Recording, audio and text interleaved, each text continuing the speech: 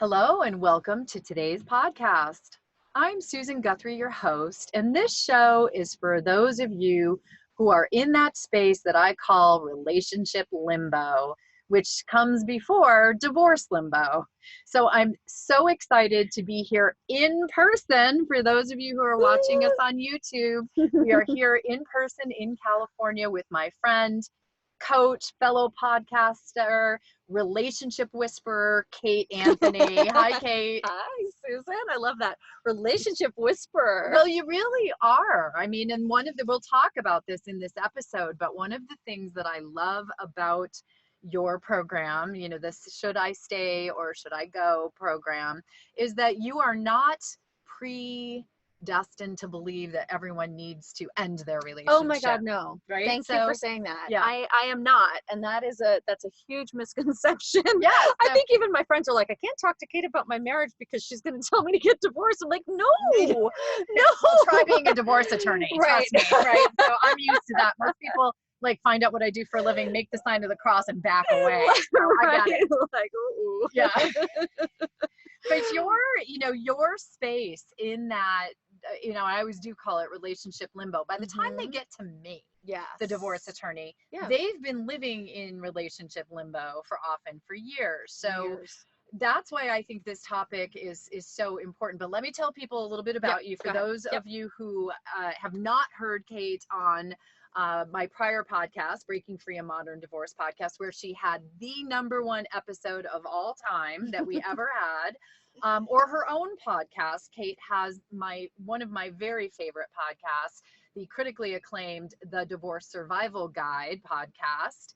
And then she's also the creator of her groundbreaking, and it really is, online coaching program, Should I Stay or Should I Go? Although I saw it on your website as Should I Stay or Should You Go? And I thought that was actually a pretty interesting distinction. Wait, I mixed them up? Yeah. I gotta go. Well, I think that's a mistake, but I'll right. Well, but it's an interesting actually distinction, because I think in the divorce space, many people would be like, okay, yes, yeah, I should stay, and you should go. I'm staying and you're out of here. Yeah. So, God. but you're in the coaching space, which is a space, as you know, that I'm extremely supportive of, and very grateful that there is a growing trend toward people getting coaching. Now, could that be life coaching? Could that be relationship coaching? Could that be divorce coaching? Or as you are helping people make up the mind about whether they should stay or go. So in addition to your online programs, I know you also work, you were just out here as we were getting ready to tape, talking to one of your clients remotely. And so you really are able to help people in a large number of ways. So I'm really excited to have you here today. It's wonderful. So excited to have you here in Pasadena. I know this is amazing. So for my listeners who don't know, I grew up here, and so it's very exciting. I was driving from downtown LA out here to Pasadena, and it was just, I felt like I was home again. It's beautiful to be here. So it's a wonderful experience, because we don't often, you tape your show remotely, I tape my show remotely, and you really do get to know people. We've been talking to each other for quite a while now, but there's something special about being in the same space and getting to talk. And you and I are going to be together again next month. Kate is, I just will mention this now, and I'll have the information in the show notes. Kate is wonderful, one of the all-star panel of divorce coaches who's going to be at the Southern California Mediation Association's Family Mediation Institute on February 29th, 2020 in Costa Mesa. So I will be seeing you again shortly. Super excited about that. That's really excited. I just got news from Anne-Marie Cade, the peaceful divorce lawyer in Australia, that she is flying in for this event. Yes, she messaged me last night and told me that she was coming. I was like, that's amazing. I said, if someone is willing to fly 18 hours, and she's coming because you and Wendy Sterling and Karen Bigman, the divorciers who was on a prior episode, Wendy and Karen were both on prior episodes of Divorce and Beyond. You are the 3 panelists, and Anne-Marie is so excited about the fact that a family law mediation conference is going to have a panel of you all stars there that she's literally flying 18 hours to come see you. It's So incredible. I think that says it all. Incredible. Yeah. Join us. There'll be information in the show notes about the conference. But let's get down to this question. You know, is it time to say goodbye, or is it time to say let's try? That's kind of how I'm breaking it down. You know, I love that. well, Yeah. because it really, this is, we had this conversation with Gabrielle Hartley and Lindsay Ellison the other day, two more friends, and it comes down to, you know, there are those marriages or those relationships that break up in the big explosion. Yeah. Right. Somebody cheats, somebody does something wrong, and that, you know, but that's almost in some ways easier. Yeah. Because there's a disruptive moment. Yep. Yep. Yes. And I, what I would say about those relationships is that there's a disruptive moment in an possibly otherwise maybe healthy, maybe there's some things that are not being addressed, right? A disruptive moment is where it becomes more clear cut, right? Yeah. What I see so often, which is deeply distressing to me, I think, is that there are relationships that go on with these disruptors constantly, where there's chronic infidelity, or there's chronic abuse, or, you know, emotional abuse, and all of these things where they're just continuing to go on. And that's like I said, that's more upsetting to me, that I want to sort of dig into. Why do you think it's okay for you to be treated that way?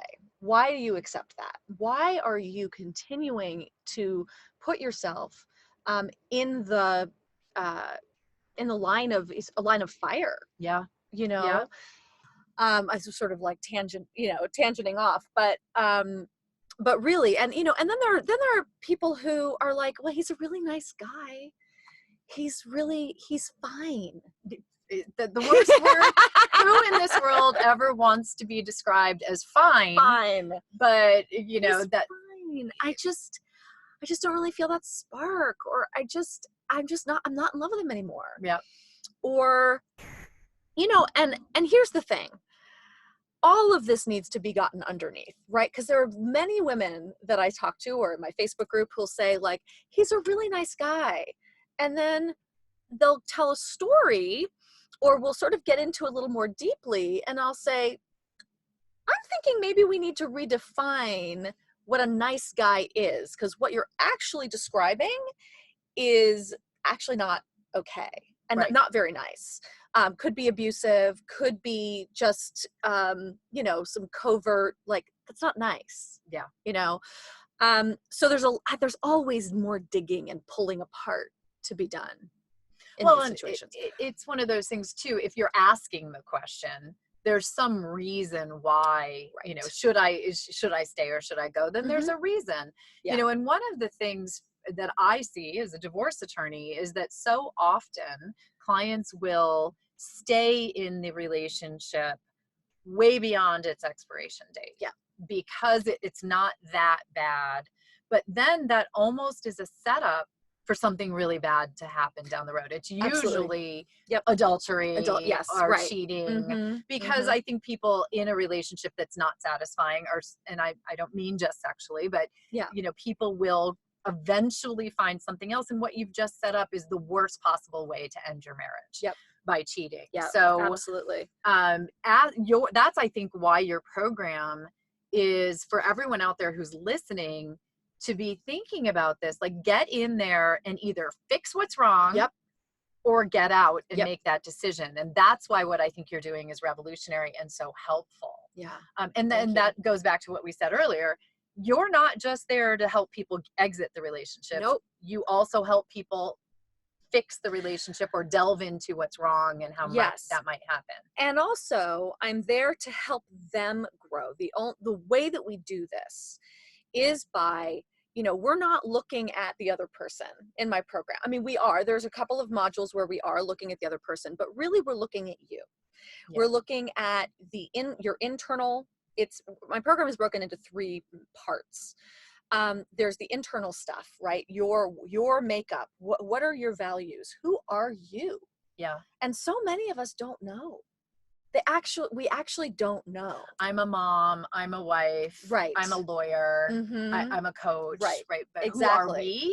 Who are you on the inside? What is your sort of true north? What is your, what are your inner critics saying to you about you? A lot. Right, all the time, right? And we all have it, but we don't always listen to it. No, we hardly ever do. Yeah. Right, and listening is where we find the power, right? So there's the internal workings, and then the second part is really like cultural, and this is where I radicalize feminists. Which is not a bad word. Which is not a bad word, and it is not bad, right? But this is where we look at what is it to be a woman in a marriage in 2020. Right. What is it to be a woman in the 21st century and to find her own sense of power and strength to actually make her own choices? Why are we all conditioned to not put ourselves first, to not choose what's wonderful and juicy, to choose what's safe? What is it? So all of the cultural stuff, right, which includes being educated on emotional abuse and narcissistic abuse and all of that stuff, because that's all cultural. Yes, that is all cultural. And then the third part is interpersonal communication, right? So it's interpersonal relationships. None of that. Right, we don't learn that. No. Right? So it's about communication. What is a healthy relationship? What does that look like, right? And so if all of that sort of reveals to you that, like, oh my God, I really have unreasonable expectations of a marriage because I bought the lines that Nicholas Sparks and Walt Disney have been feeding me running for my across entire the field in slow motion, right? Or every rom-com that ends when the guy gets the girl and like doesn't actually talk about what a real relationship is, right? So maybe that'll help you fix your relationship. Maybe you do have unreasonable expectations of a marriage. Maybe you're not meant to feel that new spark all the time for 20 years. Like, probably not. But how do you function? Like, do you share the same values? Really core values, right? Yeah. And there are ways that all of this work can save your marriage. Learn to communicate. Basic communication skills is actually quite radical for us to learn. It's incredibly, I've told on other shows, as a mediator, I have, part of what people have to do in a divorce mediation is sit down either in the same room or in the same online room as the way I do it. Right. But they have to communicate. They have to start forging new communication paths. And one side note, since I started mediating about 10 years ago, is I get reconciliations all the time. I get people who in that process who start talking to each other. It's not 100 of them, but I get 5 or so a year. And trust me, as a litigator, I think it happened once in 20 some odd years. Of course not. Yeah. Because your job as a litigator is to stoke that fire. And I know we saw Marriage Story, right? So we all saw Marriage Story. We know exactly what's going on there. Episode to come on that and what I have to say about that. Oh, yeah, I know. I have to do one too. I'm not a fan. But anyway, we will talk about that on another show. Maybe we should do that one. We should do that one together. Well. Yeah, right. But I was just wondering, are there commonalities? So people come to you, they find you. Kate, you've got to help me. I don't know whether I should stay or should I go or should they go? I like that. Gotta fix that. Should we work on this? Are there any commonalities that you see among the people who get to you? Is there, has a long number of years passed? Have they been living in that limbo? I mean, what do you see anecdotally in your practice? Well, anecdotally in my practice, in my Facebook group in particular, I see a lot of disempowered women. Yeah. I see a lot of, and that is not a criticism at all, but I see a lot of women who have been bought, who have been, sold this bill of goods about, what a woman is supposed to be, what a wife is supposed to be. They're very subservient. There's a lot of some toxic aggression in their marriage with their husbands, and women who actually don't know that they are allowed to be happy, that they are allowed, that marriage doesn't have to be an oppressive, it can actually be amazing. How about a partnership?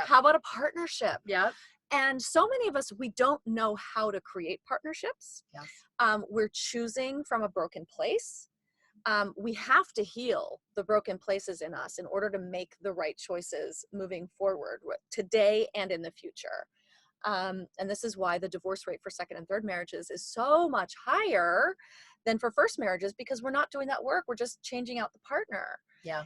And so, I mean, really the commonality is women in need of empowerment and in need of these tools to strengthen them and stand on their own 2 feet as powerful women. Women are so powerful, Right. so Yes. powerful, and we don't know it.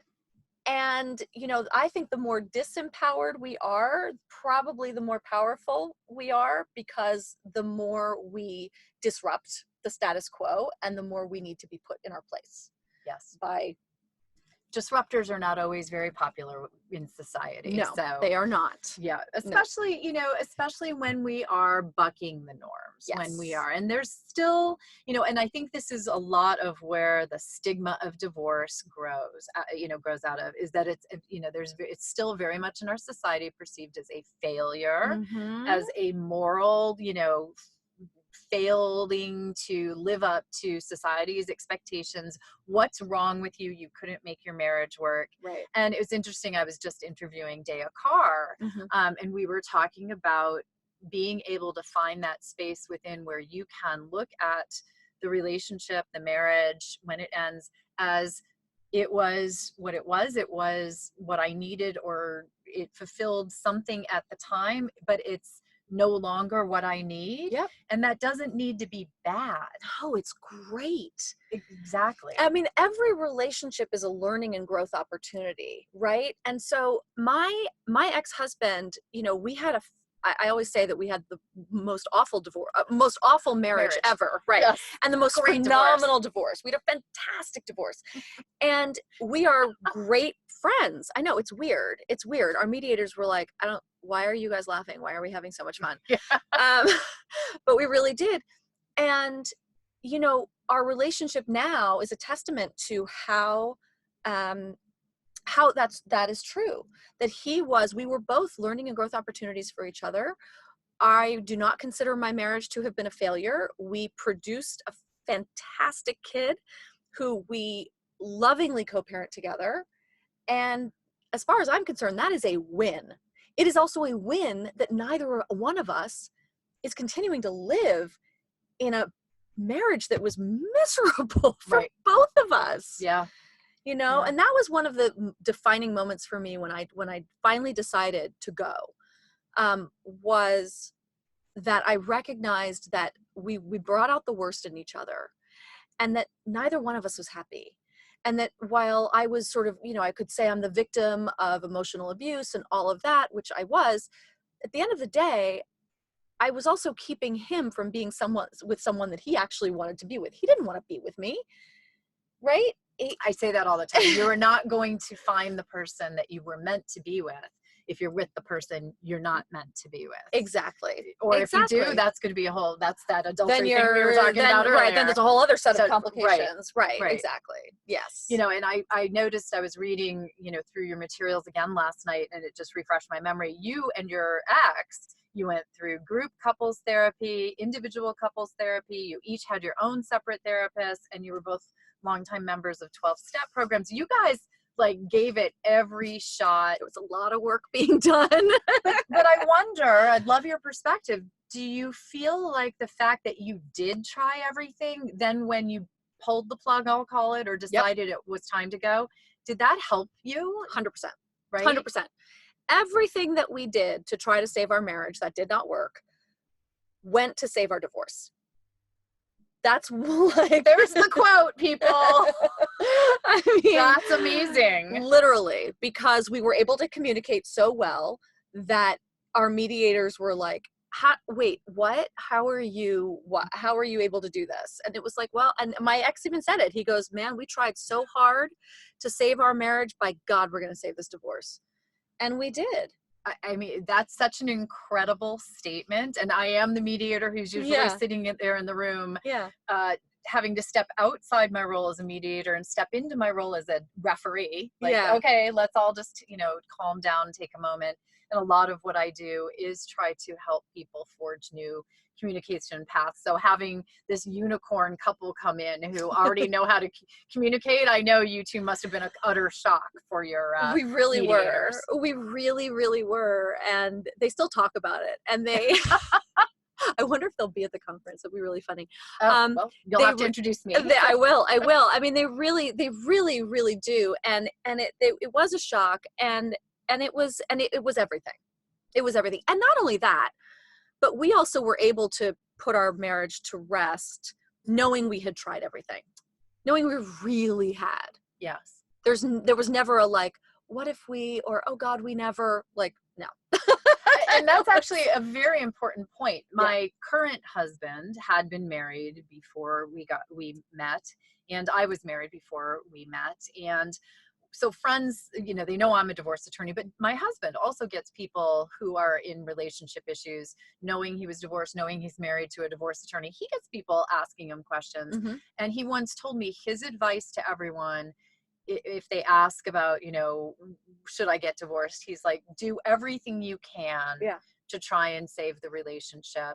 And then if it doesn't work, at least you'll know you tried. Yes, and absolutely. I do think there's a power in that. There is a lot of power in that. And there's one thing that I will say about that is important, which is that one of the themes that I see, recurring themes that I see, is a lot of women who have been begging their husbands to go to therapy with them for years and years and years, and their husband's saying no.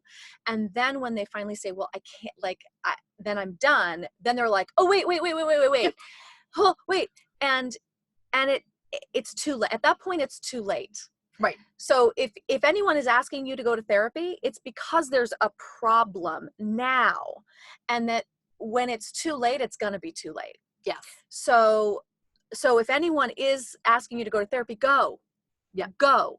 And I hear that quite a bit from clients where they say, I've been asking for years to go to therapy, or I told her I would go to therapy, or I told them I would go to therapy now, but they won't go. And it turns out that they'd been asked to go to therapy for a number of years. Right. And people will resist it. Therapy's hard. Dealing with all of this is hard. It is. Our day-to-day lives are busy and stressful, and we have a lot going on anyway. But if you completely ignore it, it's not going to get better on its own. So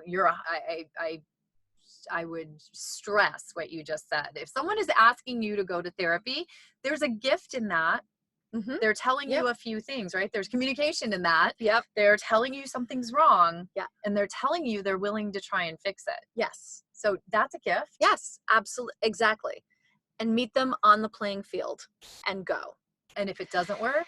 And if you're the person who's continually asking, and you feel like you're approaching the finish line, be clear about that. Yep. Be clear about that. Like, I'm asking you to go for a reason, and I feel like I'm getting to the end of my rope, and if you don't go, I'm concerned for what's going to happen next.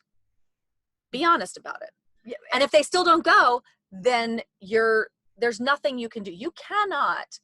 I do not think that you can solve a relationship without some kind of therapy and couples work. You can't solve the problems in a relationship without both of you doing the work. Right. Well, it's kind of like the mediation paradigm too, right? Like most people cannot sit down at the kitchen table and work through the issues of a divorce on their own. They need a third party facilitator to help them have those conversations. Right. Same thing in a relationship that's having issues. Right. You need a third party neutral to help you work through those things. It's just whether there's different places to go for help.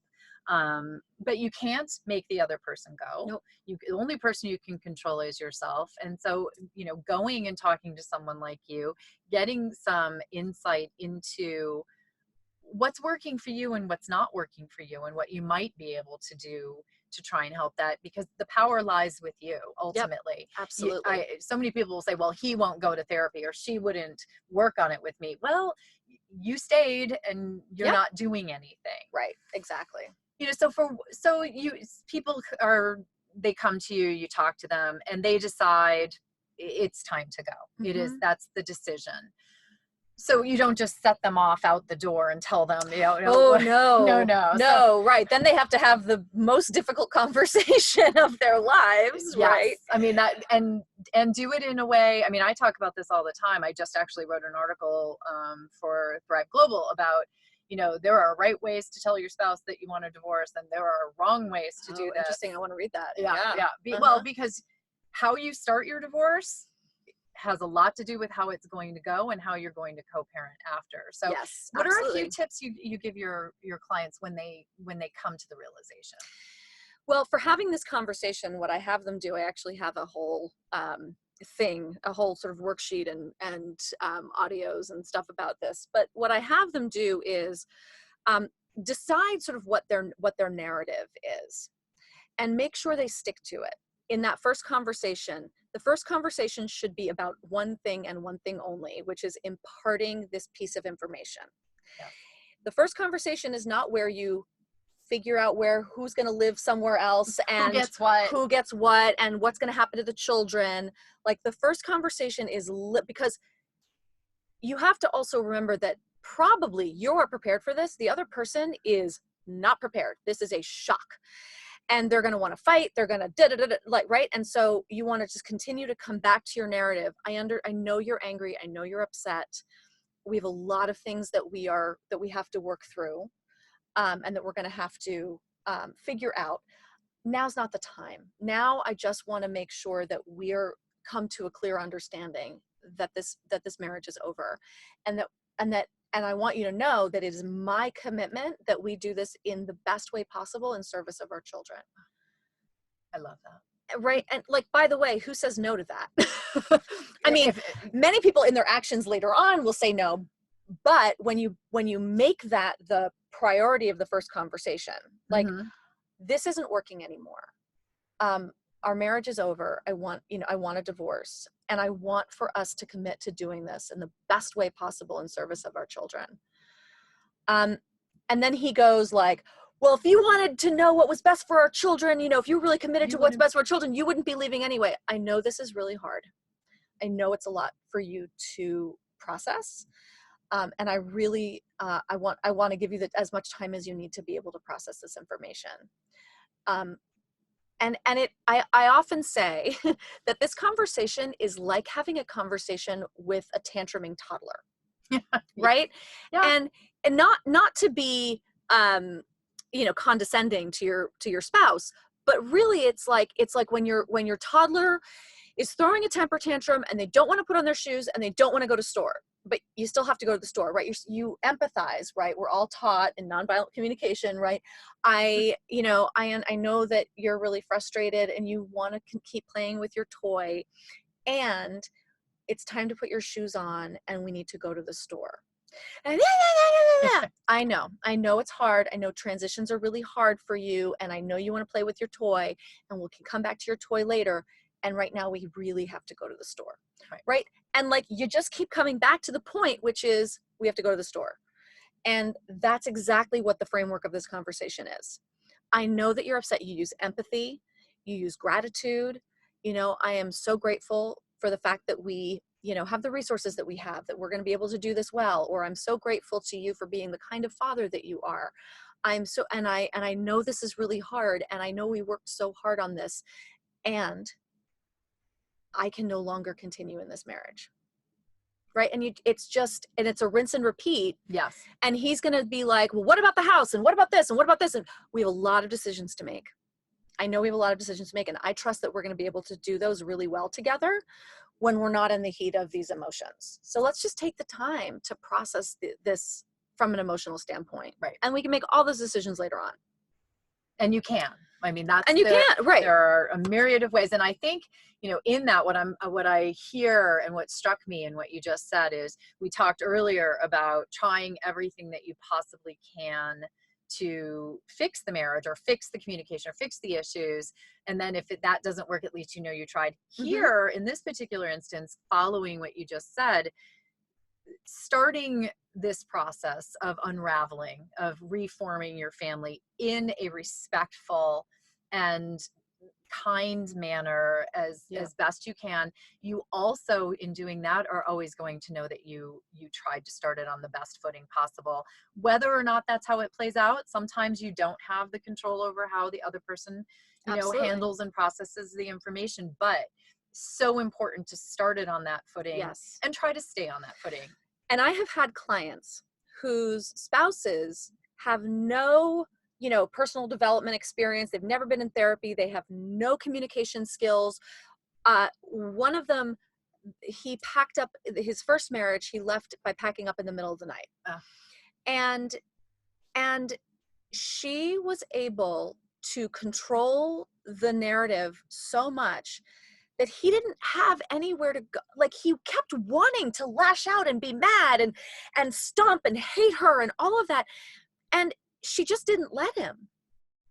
And she was like, nothing to work with. Nothing to work with. She's like, I know you're angry. I know you're angry. I'm so sorry that you're so angry. And I care about you so much. And I want to make sure that until finally he was like, he just gave up. He was like, okay. Like, and it really is, so many of us, you know, we don't have a lot of models for this. No. You know, Gwyneth Paltrow and Chris Martin, God love them. They, you know, they were the hope first. They had the conscious uncoupling that they say they do. We don't know, but you know what I know is that they were the first ones who came out publicly and did this in a way that was different from anything else that we ever saw splashed across the tabloids. And got a whole raft of shit for it. A whole raft of shit for exactly. Right? And like, and why? Because, well, I mean, because Goop. But besides that, that was pre-Goop. People were just not, and I hope the dialogue is changing even in this short amount of time since they're divorced. But yes, I think it is. I think we're having these conversations that were not had before. No, I think that's so important. And you know, I remember my in-laws, like, nobody they knew ever got divorced unless it was just awful and nasty, and they were sort of trying to make it awful and nasty and vilifying me. They love me. My in-laws love me. And my former in-laws. And they love me. And they were trying to make it nasty, and they were trying to vilify me. And my ex was like, what are you doing? Like, stop. This is we're not doing it this way, but people don't know where to put it. No. And well, they do know where to put it. That's the problem. They want to put There's it only in that one societal shoebox that says divorce is horrible. Someone has failed, or both of you have failed. Someone has to be the bad guy, and they want to shoehorn you. Exactly. I don't even use the, you know, this is a very, you know, there's podcast name. I don't use the term divorce sucks. People talk about like, oh my God, divorce sucks. And it's like, actually, it doesn't have to. I don't want to put that out there. Perpetuate it. Well, even Laura Wasser is changing the name of her podcast. Oh, was she had the divorce sucks? Divorce sucks is her podcast. Sorry, Laura. We love you, Laura. Love you, Laura. But she's changing it, and I apologize. I'll put her new show name in the show notes. I can't remember the new, but it's based. It was actually, I was talking to her about it. It's along the lines of Divorce and Beyond. It's a podcast focused on life after divorce, which, as we both know, can be so much better than living in what we've been talking about here, relationship limbo, where a relationship is no longer serving us. So I do want to make sure that people know how to get in touch with you. We've really only glanced on your program, but that's what the beauty of this, people, is the program is available online. Yes, it is and all various online. Tools available. So tell people how to find you, how to find your program, and you had a special offer for people. Yes. So I have kateanthony.com is my website. So that's easy enough to find. It's very easy to find. On the homepage, you will find buttons to join my Facebook group, which is, I highly recommend. This is not your average. I'm a member. She's in my Facebook group. I am. She's amazing. Yeah, well. But it is not your average divorce Facebook group. It is, I closely monitor it. There is no ex bashing. There is no nastiness. There's no like weird internet people. The hey honey, or you know, just like being nasty. Like I moderate the Jesus out of this so that it is a very safe place to really talk about these sorts of things. And my program is linked on my website, obviously. And I think you have a link on your website also for the there's a quiz. There's a quiz. There is a quiz. There's a should I stay or should I go quiz. And if you take that, you're going to get tons of information. It comes with an email series afterwards. Based on your results, you will get the information that you need to help you through whatever your current situation is. Yeah. Yes. So I highly recommend taking the quiz. And last but not least, the Divorce Survival Guide podcast is available on all major podcast outlets, and I am going to be an upcoming guest on Kate's show. I'm very excited for and that. she's already been she's been a guest. She's been a past guest and future guest. It's going to be all kinds of exciting. So thank you so much for setting this, and I'm so glad we got to do this in person. I am too. Thank you to all of you out there in podcast land, and check kateanthony.com. See you soon. Thanks, Kate. Thank you.